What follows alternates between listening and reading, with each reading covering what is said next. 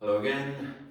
So we're now at the end of Sanzhan, so we're going to take a look at the key points that I expect a beginner to be able to demonstrate if they want to move on to learning Ershiquan.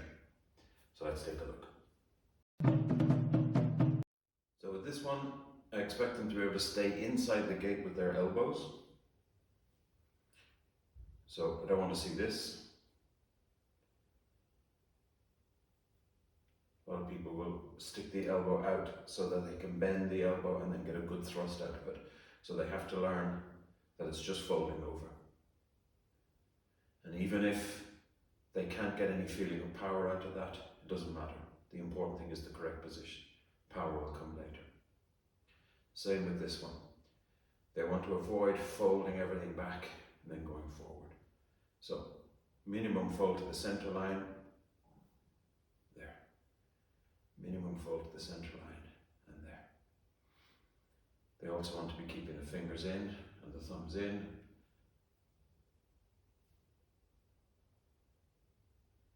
Next, again, don't want to see any of this sweeping out to the side. Don't expect them to be able to ripple up through the waist. So if they just do that, that's fine, so long as they're staying inside the square. The other hand comes back to the chamber, so everything that applies when talking about the chamber applies here. So if they just do that, that's fine, even if there's no power in it. On the next move, with the stance change, everything applies here that applied here. So we need to see the knee going forward slightly, need to see them pivoting or rotating the femur so that they pivot on the center of the foot. So none of this and none of this, which is even more awkward. So we're here and everything that I said before about the chamber applies here on the right side. And here, what we don't want to see is overextension. Doesn't take any special training not to overextend. Don't want to see this. So, this is quite common, and I've seen seniors doing this. Why does it happen? When somebody's stiff in the waist and they can't quite reach with the hand, they do this to get some extra reach. First of all, it's important to note that reach isn't important. So you're here. The elbow should be fist distance from the ribs. We're not looking to do this. So, fist distance. No need for any reach. So anybody who does this, if they can't get the twist in, and they can only say go that far, that's fine. They'll develop the mobility over time. But this is just wrong. This is never right. Not even in a beginner. I don't expect the beginner to have the flexibility and mobility in the wrist to be able to have the palm perfectly face up. So a lot of them will do that. That's okay. Next, I expect to see them sitting back into their back stance without leaning. And the important thing about the hands is that they stay within the square.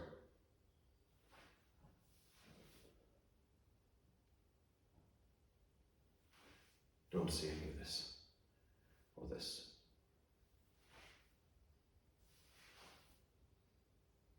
Next move, again staying within the square, so they need to learn to do that inside the square and not do that.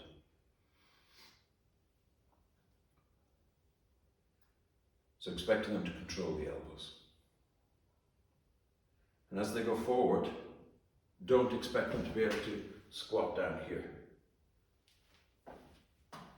But I do expect them to be able to squat. So what I would do is train them be able to get into this position. As you can see, it's an open-toed horse stance with almost a 90-degree angle between the feet. And over time, relatively short amount of time, they can learn to do that. Certainly, by the time they've got to learning the end section of Sanzhan, they should be able to do that. So when they're here, I expect them to shuffle forward and squat down here. Horizontal, body upright. Don't want to see any of this.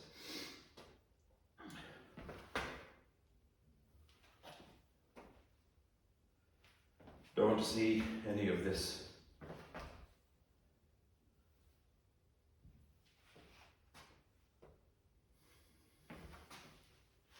So they're here. By the way, I certainly don't expect seniors to still be in this stance. Next, I expect them to understand, let's say they're here, I expect them to understand that they pull back with the elbows, so they don't do this.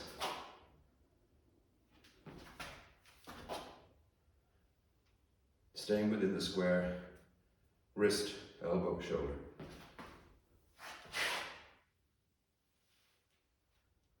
Next, with this elbow, I expect them to remember that their opponent is there and not there. So this is wrong.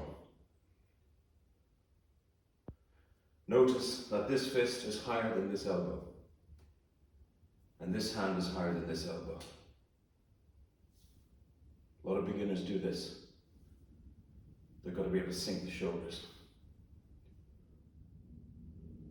Next, I'd expect them to be able to pivot without tilting and leaning.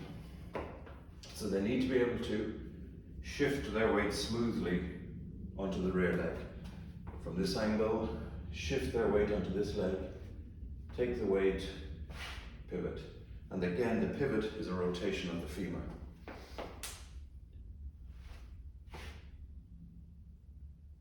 And then, again, everything within the square, no elbows out. From this angle,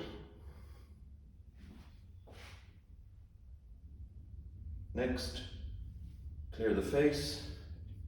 Everything I said about the chamber applies here. Slice slow, not out to the side, to the center line, medium to the center line, throat. Next, everything we said about the 3 steps back applies here. So we don't want them doing this. We want them bracing and just. So when they release with this one, the pressure of the front leg sends them back. Here, looking for this to be inside the guard, inside the square, and this to be on the center with the elbow in, not this, and not this. Again, power is unimportant at beginner level, just the position. Just to fold over to the opposite side, not looking for them to try and put power into it because they won't be able to, and it's not necessary, it's not what it's for. Kick without falling over, so if they need to kick low, absolutely fine. Here they must learn to stay within the square. Be nice to see them trying to use the waist, but it's more important that they don't go out here, or they don't stick the elbow out.